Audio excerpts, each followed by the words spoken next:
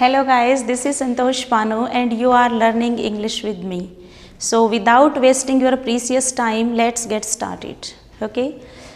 Guys सबसे पहले मुझे ये बताइए कि मान लीजिए आप किसी बिल्डिंग में जाना चाहते हो, फर्स्ट सेकंड थर्ड फ्लोर पे जाना चाहते हो और आपको पता है वहाँ पर सीढ़ियाँ बनी हुई होती हैं। मान लीजिए कि ऐसे ये सीढ़ियाँ बनी हुई हैं।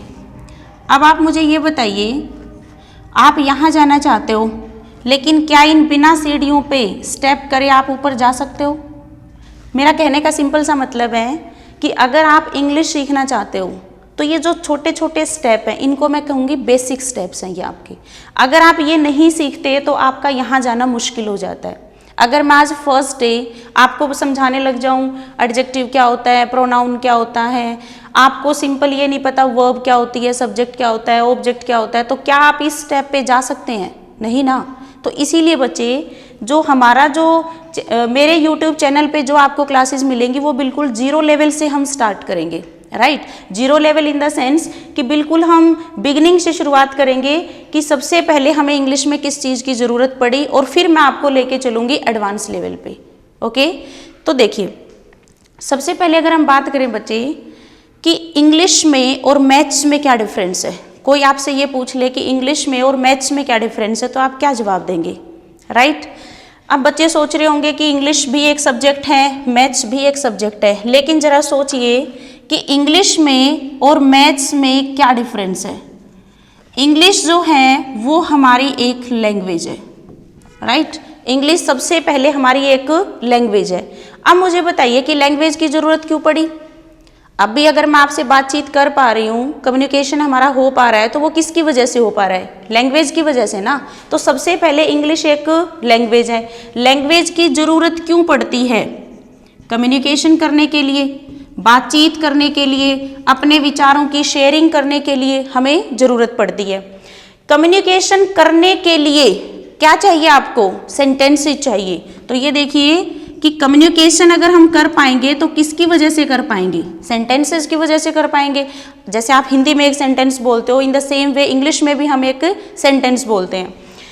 कम्युनिकेशन करने के लिए सेंटेंसेस की जरूरत पड़ेगी। तो ये सेंटेंसेस आए कहाँ से, कैसे बनते हैं ये सेंटेंसेस? तो देखिए सबसे पहले हमारी इंग्लिश में हमारे पास क्या होते हैं? लेटर्स। सभी बच्चों ने नाम सुना होगा लेटर्स, जो कि हमारे होते हैं ABCD, जो कि संख्या में 26 होते हैं। क्लियर? लेटर्स का कॉम्बिनेशन करने पे तैयार होता है एक वर्ड। क्लियर? और वर्ड का कॉम्बिनेशन क्या बनता है? सेंटेंसेस। क्लियर हुआ? सबसे पहले देखिए कि इंग्लिश हमारी एक लैंग्वेज है। लैंग्वेज की जरूरत कब पड़ती है? कम्युनिकेशन करने के लिए। कम्युनिकेशन करने के लिए हमें क्या बोलने पड़ते हैं? Sentences, right. सेंटेंसेस आए कहाँ से? सबसे पहले हमारे पास क्या है? लेटर्स। लेटर्स का कॉम्बिनेशन क्या बनता है? वर्ड। और वर्ड का कॉम्बिनेशन क्या बनता है? सेंटेंस। क्लियर हुआ? अब देखो, अगर मान लीजिए लेटर्स का कॉम्बिनेशन, मुझे एक वर्ड लिखना है वॉज। अब ये वॉज कैसे लिखा गया? ये लेटर्स का कॉम्बिनेशन है WAS। तो यहाँ पर ये वर्ड क्या तैयार हुआ? Was. Clear?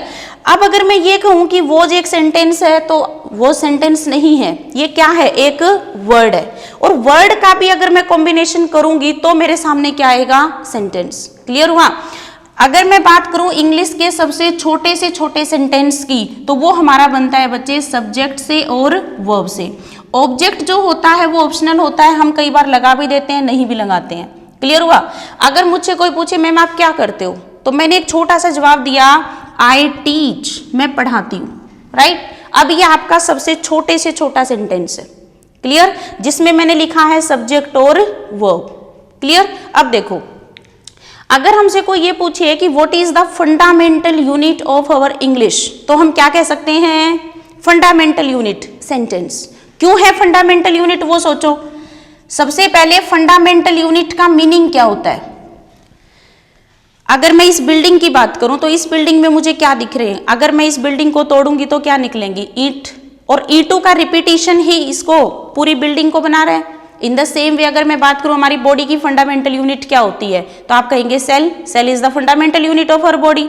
In the same way अगर मैं बात करूं इंग्लिश का, आप कोई न्यूज़पेपर उठाइए, मैगजीन उठाइए, कोई बुक उठाइए, वहां पर खोलने पे आपको क्या दिखेंगे, अकेले वर्ड्स तो नहीं मिलेंगे ना, वहां पर आपको सेंटेंसेस नजर आएंगे, और यही सेंटेंसेस उसकी इंग्लिश की क्या है, फंडामेंटल यूनिट है, राइट। यानी कि सेंटेंसेस का रिपीटेशन पूरी लैंग्वेज को बना रहा है। क्लियर हुआ।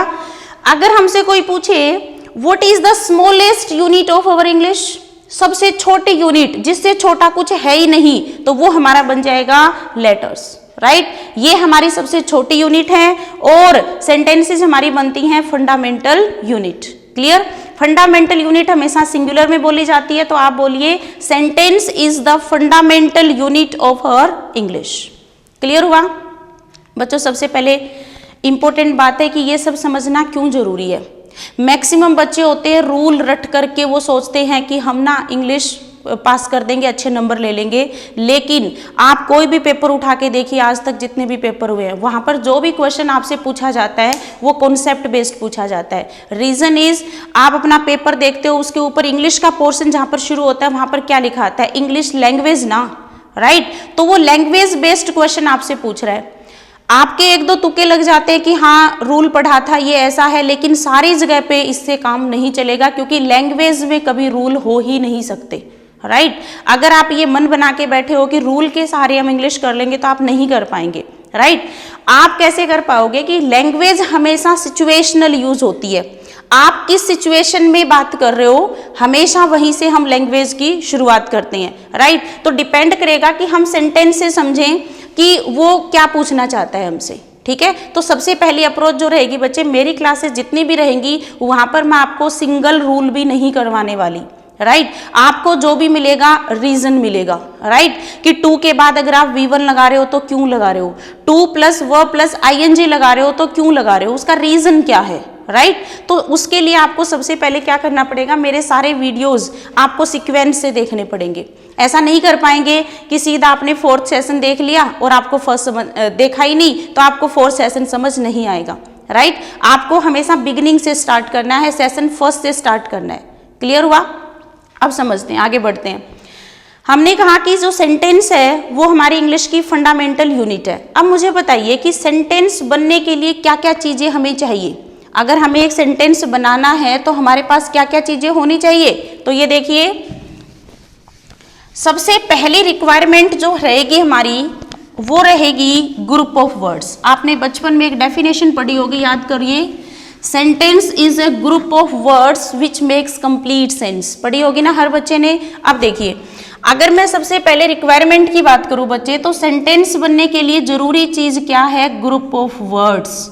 क्यों बोल दी मैंने ये बात कि ग्रुप ऑफ वर्ड्स चाहिए, रीजन इज कि एक वर्ड कभी भी सेंटेंस नहीं बन सकता, राइट। आपको एटलीस्ट 2 वर्ड चाहिए। अभी मैं बात कर रही थी, आप ऑब्जेक्ट मत लगाइए, आप सिंपली बोल रहे हो मैं पढ़ाता हूं या मैं पढ़ाती हूं, तो आप बोलिए आई टीच, आई प्ले, आई सिंग। ये सबसे छोटे सेंटेंस हैं इंग्लिश के।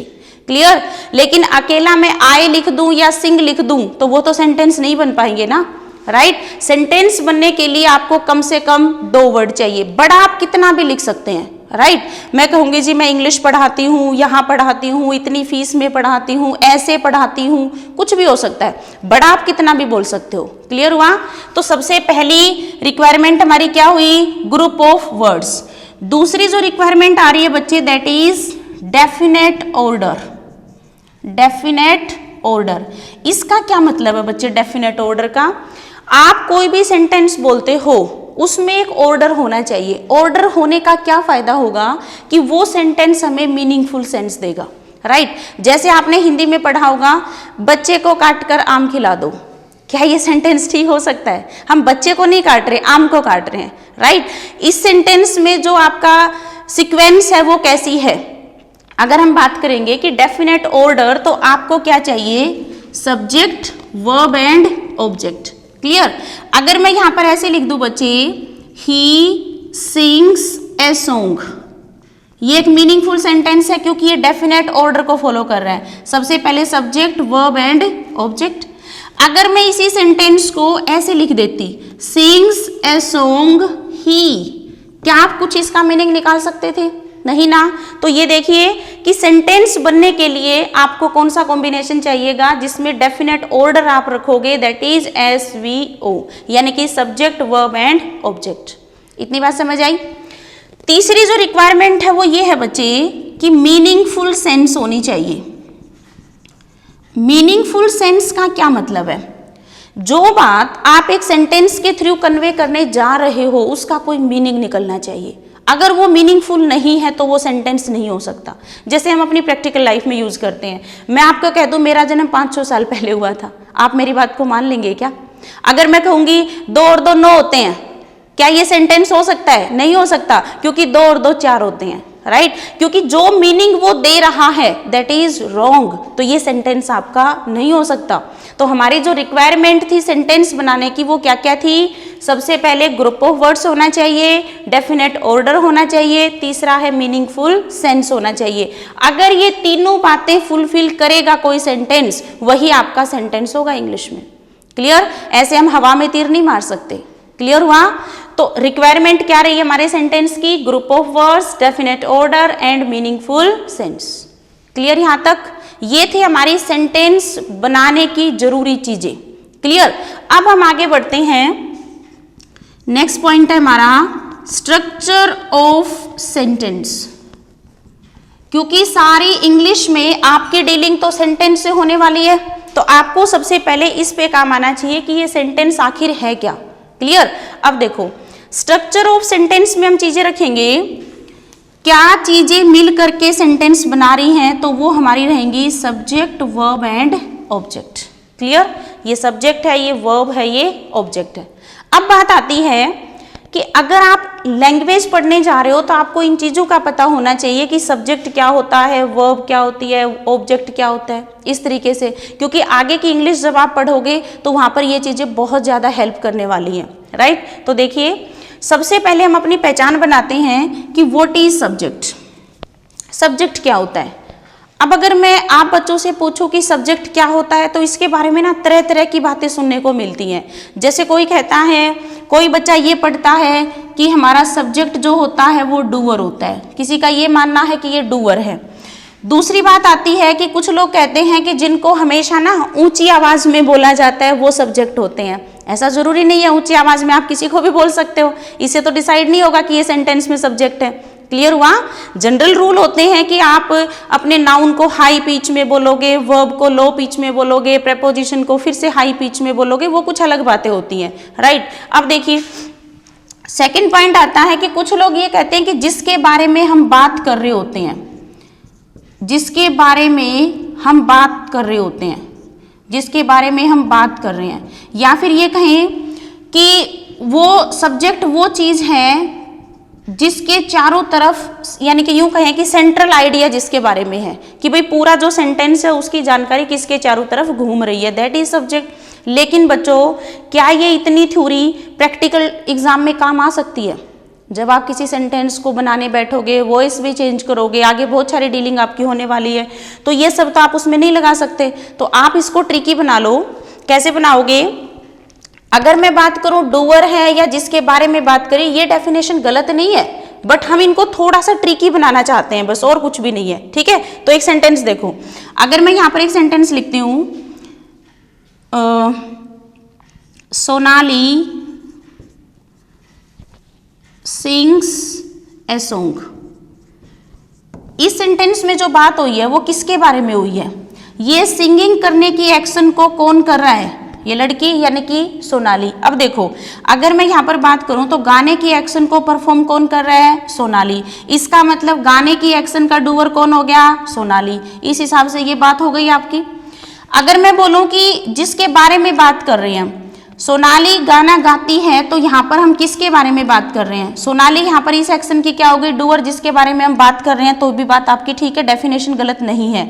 लेकिन आप एक काम करिए, आप फटाफट इसको ट्रिकी बनाइए कि जब जब हम हु से क्वेश्चन करेंगे, आप वर्ब से हु का क्वेश्चन करेंगे तो हु का जवाब ही हमेशा डूअर होगा, सब्जेक्ट होगा।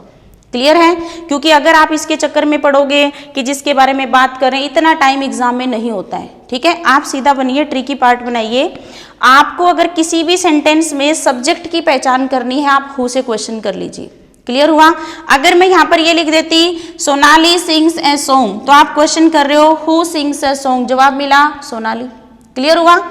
अगर मैं इसी सेंटेंस को ऐसे लिख देती सोनाली इज ए राइटर, वो एक राइटर है। अब फिर से क्वेश्चन करो हु इज अ राइटर, कौन है राइटर?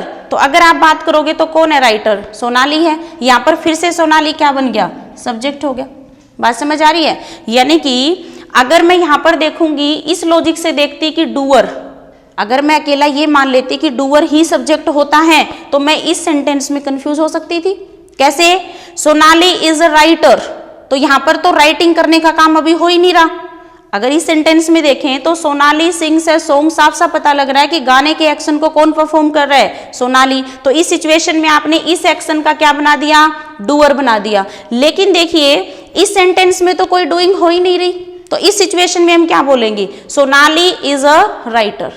अब इस बात के से क्वेश्चन करिए हु इज अ राइटर, जवाब मिलेगा सोनाली। क्लियर हुआ? आगे बात करते हैं और भी थोड़ा सा इसके डिटेल में चलते हैं बच्चे, कि जो सब्जेक्ट होता है ना, आप अपनी प्रैक्टिकल लाइफ में दो एक्शन कर रहे होते हो। ठीक है, दो एक्शन आप परफॉर्म कर रहे होते हो, या दो एक्शंस आपको मिलेंगी प्रैक्टिकल लाइफ में। कैसे मिलेंगी? देखो, फर्स्ट एक्शन हमारी हो सकती है हैपनिंग, और दूसरी एक्शन हमारी होती है डूइंग। हैपनिंग वो एक्शंस होती हैं जो नेचुरली हो रही हैं, अपने आप हो रही हैं, उनको कोई कर नहीं रहा। ठीक है, नेचुरल हैं जो।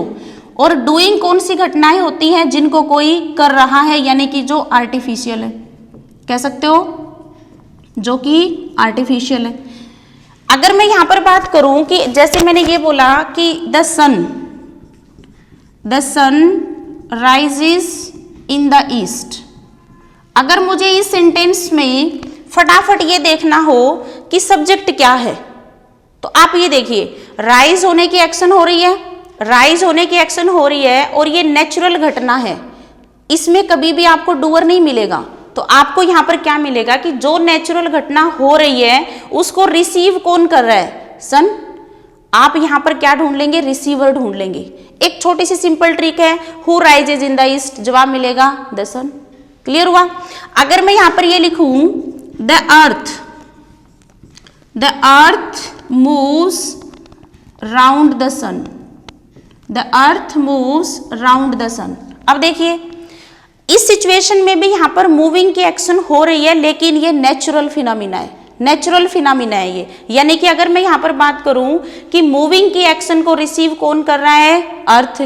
आप एक क्वेश्चन करके देख लो, हु मूव्स राउंड द सन, जवाब मिलेगा द अर्थ। क्लियर हुआ? तो आपका जो शॉर्ट ट्रिक निकल के आई है वो ये निकल के आई है कि हैपनिंग अगर कोई होगी, नेचुरल कोई घटना होगी, तो वहां पर हम देख लेंगे रिसीवर, कि उस घटना को रिसीव कौन कर रहा है। अगर है डूइंग, आर्टिफिशियली हो रहा है कोई काम, तो उसमें हम देख लेंगे अपना डूअर, और ये पहचान आपकी बनती है सब्जेक्ट की। क्लियर हुआ? आप शॉर्ट में ये कह सकते हो एक्टिव वॉइस में डूअर होगा, पैसिव वॉइस में रिसीवर होगा। आप ये कह सकते हो नेचुरल घटना है तो रिसीवर है, और आर्टिफिशियल कोई घटना है तो वो डूअर है। क्लियर हुआ? आप किसी सेंटेंस को देख करके फटाफट अपना सब्जेक्ट पहचान सकते हो। क्लियर हुआ? अगर हम बात करें तो हमारी जो ट्रिक निकल के आई है वो क्या आ गई है कि हु से क्वेश्चन कर लेंगे, या फिर आप सिंपली बोलिए जो या तो रिसीवर बनता है किसी सेंटेंस में, या फिर वो डूअर बनता है। रिसीवर सिर्फ तभी बनेगा जब नेचुरल घटना होगी, डूअर सिर्फ तभी होगा जब आर्टिफिशियल घटना होगी, यानी कि कोई भी काम मैन मेड है, कोई कर रहा है किसी एक्शन को। राइट? अगर मैं बोलूं he is writing a letter, तो मीन्स क्या होगा कि राइटिंग की एक्शन को कोई कर रहा है, यानी कि ये आपकी घटना हो जाएगी कौन सी? आर्टिफिशियल। आर्टिफिशियल होगा तो ये कौन होगा? डूअर। आप कह सकते हो ही इज राइटिंग, तो ही आपका यहां पर क्या हो गया? सब्जेक्ट। क्लियर है यहां तक? ठीक है, अब हम आगे बढ़ेंगे कि वर्ब की क्या पहचान होती है। क्लियर? यहाँ पर हम बात करेंगे कि वर्ब की क्या पहचान होगी और आगे हम बात करेंगे ऑब्जेक्ट की पहचान क्या होगी। क्लियर है? तो हम ये सारी बातों को डिस्कस करेंगे सेशन नंबर 2 में। क्लियर? अब तक के लिए आप सिर्फ सब्जेक्ट की पहचान सीखेंगे, सेंटेंस होता क्या है, उसकी रिक्वायरमेंट क्या है, आप उसको डिफाइन कैसे कर सकते हो और सब्जेक्ट की क्या पहचान है। क्लियर है? I will be back with my new session. Till then you take care.